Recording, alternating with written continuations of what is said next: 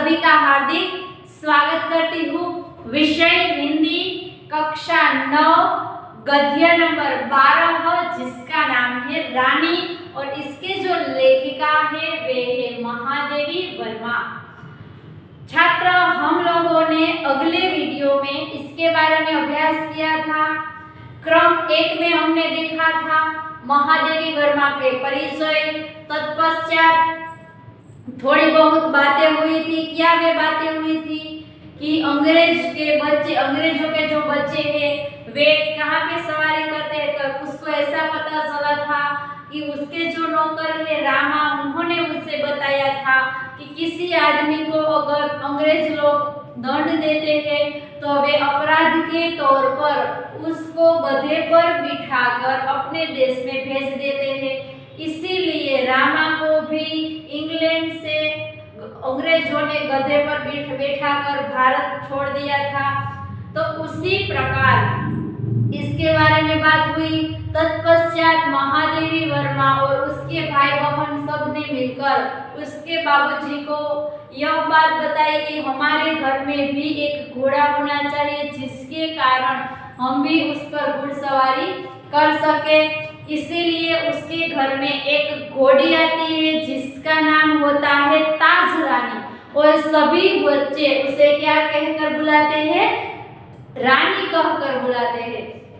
उसके बाद रानी के बारे में बात की गई, कैसी थी। सभी लोग पहले उस पर क्रोधित होते थे, ईर्ष्या करते थे सभी बच्चे, लेकिन बाद में उसका जो हृदय परिवर्तन हो जाता है, सभी लोग उस पर दया करते हैं, उसके ऊपर अधिकतर प्रेम करने लगते हैं। इसके बारे में हमने अभ्यास किया और आज हमें उसके बाद अब देखना है कि अब क्या होता है। तो हमारा पहला पॉइंट है मनमानी भारी पड़ी। कौन सी मनमानी थी, किसने मनमानी की थी। तो हम देखते हैं कि हम बार बार सोचते हैं कि वह कुछ और छोटी क्यों न हुई होती तो हम रोजी और निकी के समान उसे भी अपने कमरे में रख लेते। सभी बच्चे ऐसे सोचते हैं, रानी है वे छोटी होती ना तो हम अपने कमरे में रख लेते, उसके लिए नया बरामदा नहीं तैयार करना पड़ता। रानी को अपने कमरे में ले जाना संभव नहीं था। अतः अस्तबल किसे कहते हैं, घोड़े को रखने की जो जगह होती है उसे अस्तबल कहा जाता है। अस्तबल बना हुआ बरामदा ही हमारी अराजकता यानी कि अव्यवस्था का कार्यालय बना। बरामदा पोहे बांधने के लिए तो बना नहीं था, अतः उसकी दीवार में एक खुली अलमारी और कई आते ताक थे। उन्हीं में हमारे स्वेच्छा यानी कि अपनी इच्छा से विस्थापित यानी कि अपने स्थान से जो हटाया हुआ है उसे क्या कहते हैं, विस्थापित और शरणार्थी खिलौनों का परिवार स्थापित होने लगा। रानी की गर्दन में अब सभी बच्चे रानी के साथ किस प्रकार से पेश आते हैं इसके बारे में बात की गई है कि रानी की गर्दन में झूल कर उसके कान और अयाल में फूल खोस कर और उसकी बिस्कुट और मिठाई आदि खिला कर थोड़े ही दिनों में हमने उससे ऐसी मित्रता कर ली कि हमें न देखने पर वे अस्थिर होकर पैर पटकने और हिलहिलाने लगे थे। क्या परिवर्तन आ गया छात्र। सभी बच्चे अब रानी को इतना प्यार करते हैं कि उसके साथ वहां पे खेलते हैं, उसके अयाल में यानी कि उसका जो बाल है उसमें फूल लगाते हैं, उसको बिस्कुट मिठाई आदि खिलाते हैं। अब ऐसा होता है जब रानी इन सारे बच्चों को देखती नहीं थी ना तो वे हिलहिलाने लगती है यानी कि आवाज करने लगती है। फिर हमारी घुड़सवारी का कार्यक्रम आरंभ हुआ। मेरे और बहन के लिए सामान्य छोटी पर सुंदर जीन खरीदी गई और भाई के लिए चमड़े के घेरे वाली ऐसी जीन बनवाई गई जिससे संतुलन खोने पर भी गिरने का भय नहीं था। अब आप लोगों को पता है छात्र, जब हम लोग घुड़सवारी करते हैं तो घोड़े पर जीन लगाया जाता है जिसके आधार पर हमें बैठने में दिक्कत नहीं होती। इसीलिए दोनों बहन के लिए जीन खरीदी गई और इसके भाई के लिए क्या चमड़े के घेरे वाली झील बनवाई। बाहर के चबूतरे पर खड़े होकर हम बारी बारी से रानी पर सवार होते और छुट्टन साथ दौड़ता हुआ हमें घुमाता।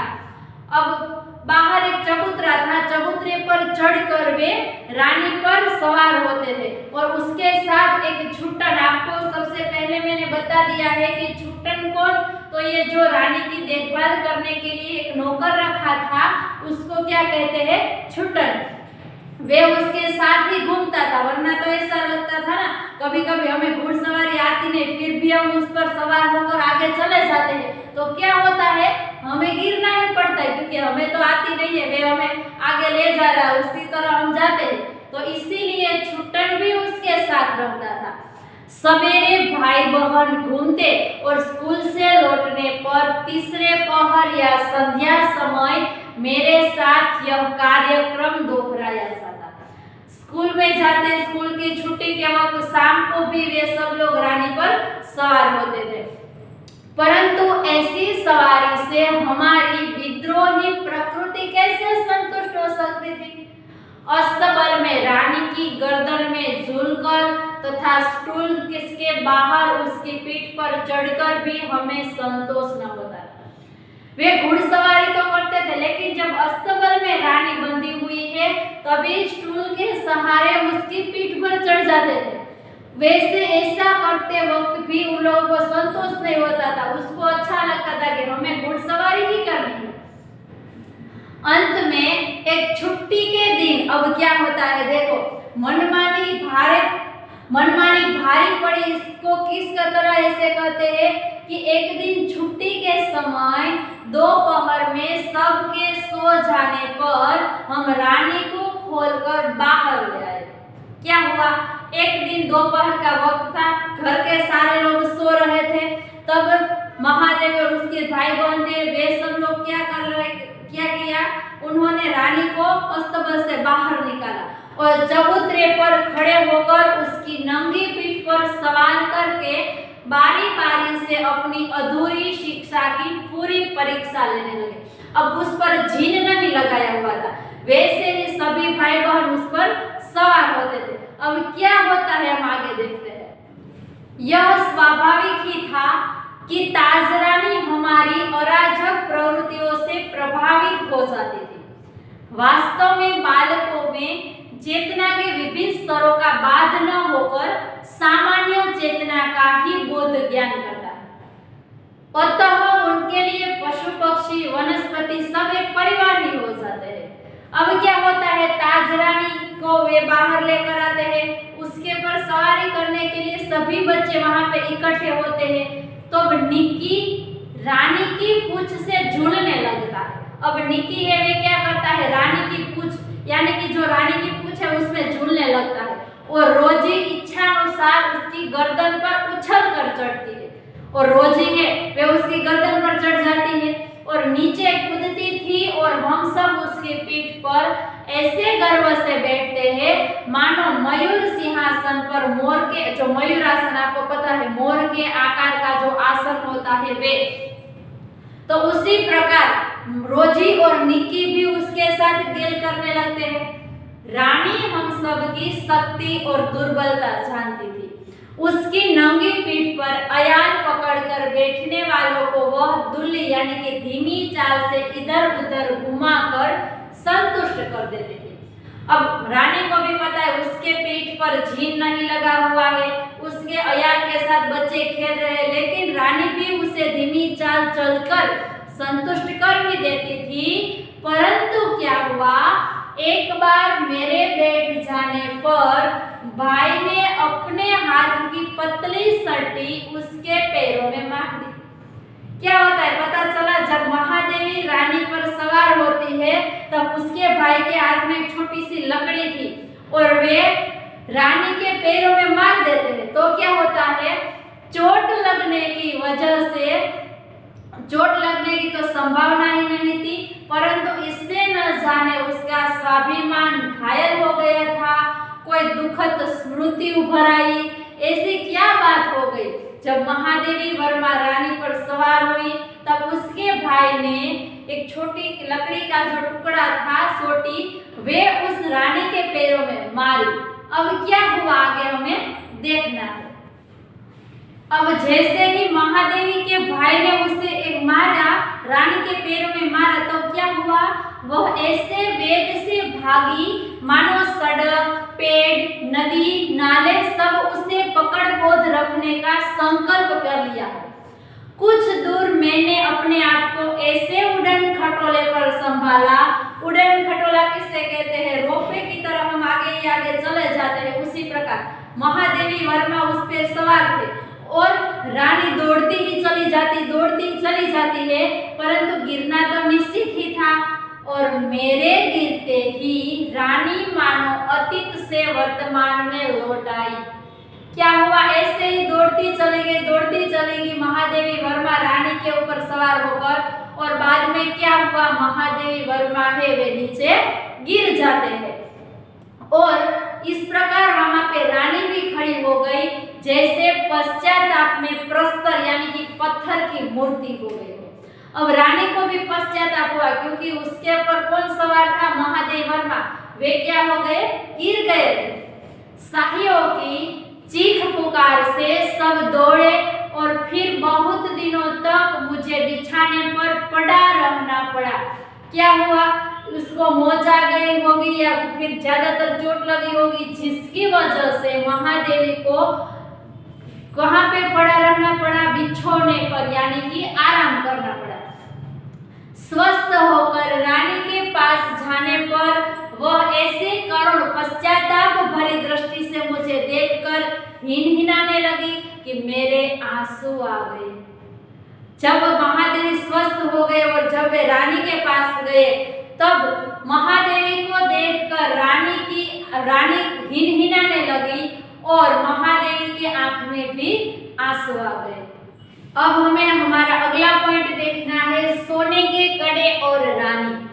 तो इसके बारे में क्या बात है कि एक बार भाई के जन्मदिन पर नानी ने उसके लिए सोने के कड़े भेजे। क्या हुआ, भाई का जन्मदिन था, इसीलिए नानी ने उसे क्या भेजे, सोने के कड़े भेजे। सामान्यतः हम कोई भी नया कपड़ा या नया आभूषण पहनकर रानी को दिखाने अवश्य जाते थे। क्या होता था कि हमें कुछ नया कपड़ा पहनते थे या कुछ आभूषण पहनते थे, तो सबसे पहले हम कहाँ पे जाते थे, रानी को दिखाने के लिए। सुंदर छोटे छोटे शेर मुंह वाले कड़े पहनकर भाई भी रानी को दिखाने गया। क्या होते हैं, वह जो कड़े नानी ने भेजे थे वे पहनकर उसका जो भाई था महादेवी का, वे कहाँ पे गया, रानी को दिखाने के लिए गया। और न जाने किन प्रेरणा से वह दोनों कड़े उतार कर रानी के खड़े सतर्क कानों में वहां पहना दिया। ऐसा हुआ कि उन्होंने जो कड़ा पहना था, वे कड़ा उन्होंने कहाँ किसे पहना दिया, रानी को पहना दिया। कहाँ पे, उसके कानों में पहना दिया। फिर हम सब खेल में कड़ों की बात भूल गए। फिर सभी बच्चे खेलने लगे, सभी कुछ, किसी को याद नहीं था कि वे कड़े हैं, वे उन्होंने कहाँ पहनाए दिए हैं। संध्या समय भाई के कड़े रहित हाथ देखकर जब माँ ने पूछताछ की कि तब खोज आरंभ हुई। सभी बच्चे भूल गए कि कड़े हमें कहाँ रख दिए, और बाद में संध्या समय हो गया तब माँ ने देखा कि उसके भाई की हाथों की जो कलाई है उसमें कड़ा नहीं है, इसलिए उसने पूछा। तब सभी लोग कड़े को खोजने लगे, लेकिन कहीं भी कड़ों का पता नहीं चला, लेकिन कहीं भी वह मिला नहीं। रानी अपने कान के खुरों से खोदती और हिनहिनाती रही। अंत में बाबूजी का ध्यान उसकी ओर गया और उन्होंने मिट्टी हटाने का आदेश दिया। क्या हुआ, रानी तो हिनहिनाती थी, लेकिन किसी का ध्यान नहीं गया। और जब बाबूजी को पता चला तो उन्होंने क्या देखा कि रानी अपने पैरों से मिट्टी खोदा रही थी, ऐसा लगता था। इसीलिए बाबूजी ने आदेश दिया कि यह सब लोग हैं वे यह मिट्टी हटाओ। अब क्या होता है वहां पे हम आगे देखते हैं। अब बाबूजी ने जब वो जमीन है वे खुदवाई तो क्या हुआ, गहरा गड्ढा किसी ने क्या किया था, उसके कानों में से जो कड़ा था वह निकाल कर किसी ने जमीन में वे गाड़ दिए थे। दंड तो किसी को नहीं मिला, परंतु रानी सारे घर के हृदय में स्थान पा गई। किसी को पता नहीं था कि किसने ऐसा कार्य किया, लेकिन रानी के कहने पर वे कड़ाहे वे वापस मिल जाते हैं। एक घटना अपनी विचित्रता में स्मरणीय है। अब ऐसी एक घटना हुई कि ये भी एक विचित्र घटना है। क्या है? यह छोटा जीव कहाँ था?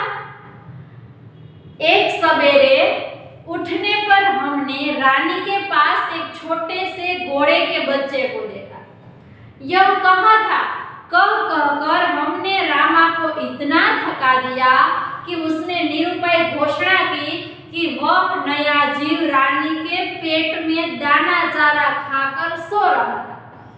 अब रानी ने एक छोटे बच्चे को जन्म दिया, लेकिन महादेवी वर्मा और उसके जो भाई बहन वे सब छोटे थे, इसीलिए उसे पता नहीं था।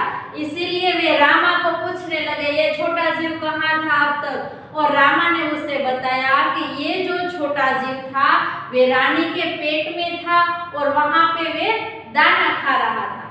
भाई ने उत्साह से पूछा, और भी है? और रामा ने स्वीकृति से सिर हिलाया। और भाई ने पूछा, क्या और भी बच्चे हैं उसके उधर में? तो रामा ने कहा, हाँ। अब तो हम विस्मित भी हुए और क्रोधित भी। ये छोटे जीव कोई काम धाम नहीं करते और हमको पीठ पर बैठा कर दौड़ाने वाली रानी का दाना चारा स्वयं खाकर उसके पेट में लेटे रहते हैं। अब रानी के मन में क्या विचार आता है? महादेवी वर्मा के और उसके भाइयों के बीच में क्या विचार आता है उसको? ये जो छोटा जीव है ना, जो रानी का बच्चा आया था, वे कोई काम नहीं करता, वे और रानी के पेट में बैठा बैठा उसके दाना भी खा रहा है, इसीलिए वे उसके पेट में लेटा रहता है। और हमारी रानी जो हमें दौड़ाने वाली है, वे हमें यहाँ से वहाँ घुमाती है, तो वे सारा उसका जो खाना है वे ये सारा छोटा जीव ही खा जाता है। ऐसा सभी बच्चे विचार करने लगते हैं। अब एक प्रस्ताव आता है, हमारा पॉइंट है विचित्र प्रस्ताव। भाई ने कहा, यानी कि महादेवी वर्मा के भाई ने एक प्रस्ताव रखा कि भाई ने कहा कि रानी का पेट चीरकर हम कम से कम एक और बच्चा यानी कि घोड़ा निकालें, क्योंकि जो रानी के पास जो रानी ने एक बच्चे को जन्म दिया था, उसी प्रकार उसके पेट में और भी एक बच्चा है, ऐसा रामा ने उससे कहा। तो उन लोगों को ऐसा लगा कि उसके पेट में से हम एक बच्चा निकाल लेते हैं। तब बच्चे घोड़ों पर वे छोटे बहन भाई बहन बैठेंगे और रानी मेरी सेवा में रहेगी। सभी को ऐसा लगा एक और बच्चा है, वे भी हम उसके पेट से निकाल लेते हैं और जो छोटे भाई बहन है, भाई बहन है, उसके ऊपर सवारी होगी और रानी हमारी सेवा में रहेगी। प्रस्ताव मुझे भी उचित जान पड़ा, महादेवी को भी अच्छा लगा, नहीं प्रस्ताव तो सही ही है। अब जब एक दोपहर को वह कहीं से साग काटने का चाकू ले आए, हम सब्जी काटने के लिए जो चाकू का उपयोग करते हैं ना, वे उसके भाई लेकर आता है। तब मेरे साहस ने जवाब दे दिया, एक और भी समस्या की और हमारा ध्यान गया, एक और भी समस्या। उसका भाई तैयार हो गया, सब्जी काटने का जो हम चाकू का उपयोग करते वे लेकर आया, क्योंकि आखिर हम रानी वे लेकर आए क्योंकि रानी का पेट काटने के लिए, उसके पेट में जो एक और बच्चा है वे निकालने के लिए उसका भाई है वे चाकू ले आया। लेकिन और भी एक समस्या थी, वे क्या कि आखिर हम रानी का पेट सिएंगे कैसे? अगर हम उसका पेट काट लेते हैं तो हम सिएंगे कैसे? ऐसी उन सभी लोगों के मन में नई समस्या थी। माँ की महीन सी सुई से तो सीना संभव नहीं था। अगर हमारे घर में एक छोटी सी सुई है तो उससे सीना तो संभव नहीं है ना, वे तो असंभव है। टाट सोने का बड़ा सूजा रामा अपनी कोठरी में रखता था। सुया, जो सुया होता है ना बड़ा वाला, वे रामा अपनी कोठरी में रखता है। जहां हमारी पहुंच नहीं थी वहां हम लोग नहीं जा सकते थे। कुछ दिनों के उपरांत जब रानी का अश्व शिशु कुछ बड़ा होकर दौड़ने लगा, तब हमें न अपना क्रोध स्मरण रहा और न प्रस्ताव। और कुछ दिन बीत गए, तब रानी का जो छोटा बच्चा था वे कूदने लगा लगा, दौड़ने लगा, तब हम सब लोग इतने प्रसन्न हो गए कि हमारा क्रोध भी प्यार में बदल गया और हमें हमारा प्रस्ताव भी याद रहा नहीं।